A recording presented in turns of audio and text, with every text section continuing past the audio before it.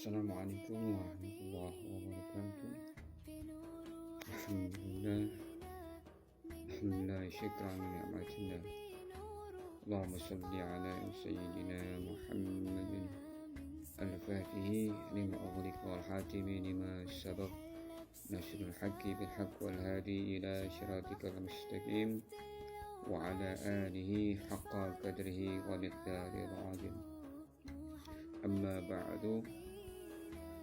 Alhamdulillah, ikhwan fillah, sama-sama kita sudah memasuki Jum'ah terakhir di bulan Rajab, di mana ada suatu kejadian yang maha dahsyat, yang maha besar, yang sama-sama kita ketahui, yaitu terjadi suatu di mana Rasulullah SAW dipanggil Allah Subhanahu Wa Taala dalam suatu peristiwa yang disebut Isra Mi'raj. Ikhwan fillah, setidaknya ada 3 hikmah di dalam peristiwa tersebut.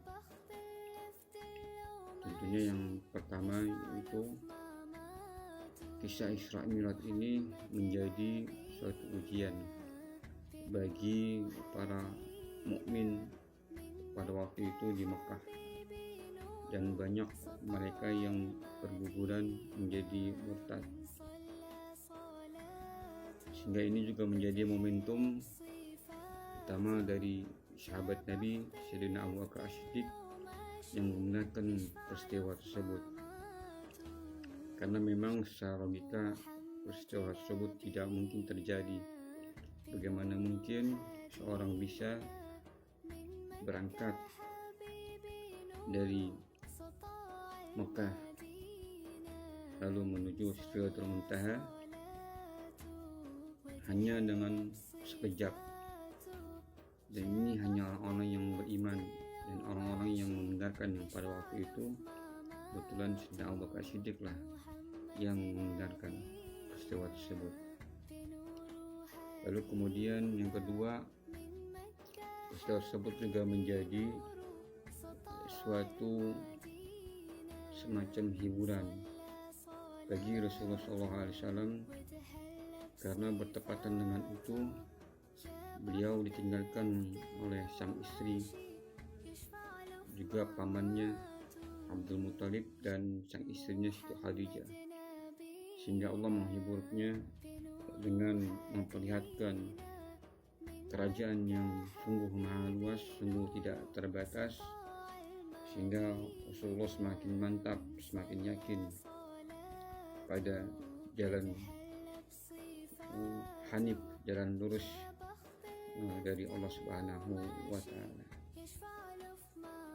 Lalu kemudian hikmah yang ketiga yaitu diwajibkannya semua setiap mukmin melaksanakan sholat 5 waktu. Bagaimana mungkin ini bukan sesuatu yang sangat-sangat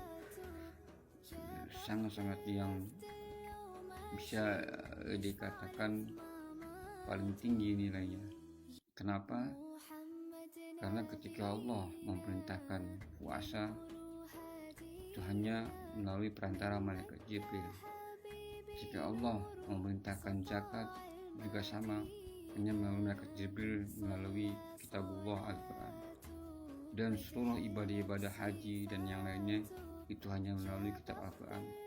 Tapi ketika Allah memerintahkan perintah salat, Allah langsung memanggil Rasulullah SAW untuk melaksanakan perintah salat tersebut, sehingga perintah salat tersebut menjadi suatu penting, suatu perintah yang sangat penting bagi orang mukmin.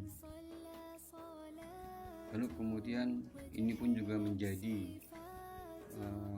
menjadi ciri khas perbedaan antara orang mukmin dan orang kafir. Dibedakan bagaimana ketika dia sholat. Tentunya tingkatan keimanan seorang itu berbeda-beda, sehingga satu titik di mana Allah berfirman dalam surat Al-Mu'min ayat pertama, a'udzubillahi minasyaitonirrajim, bismillahirrahmanirrahim, qad aflahal mu'minun alladzi an salatihim khashi'un.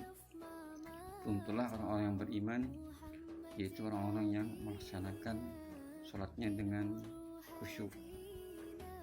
Sungguh beruntung, setidaknya paling tidak ketika kita melaksanakan sholat itu menjadi suatu ciri kita sedang mengisyrakkan diri kita kepada Allah Subhanahu wa Ta'ala.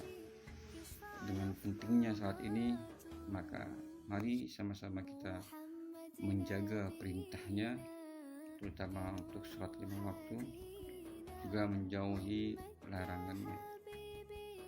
Dan tentunya nanti catatan yang lainnya juga akan dibahas nanti bagaimana ketika orang-orang yang melalaikan sholat atau meninggalkan sholat itu apa yang menjadi ganjaran dosanya nantinya, seperti itu. Terima kasih, semoga bermanfaat. Wassalamualaikum warahmatullahi wabarakatuh.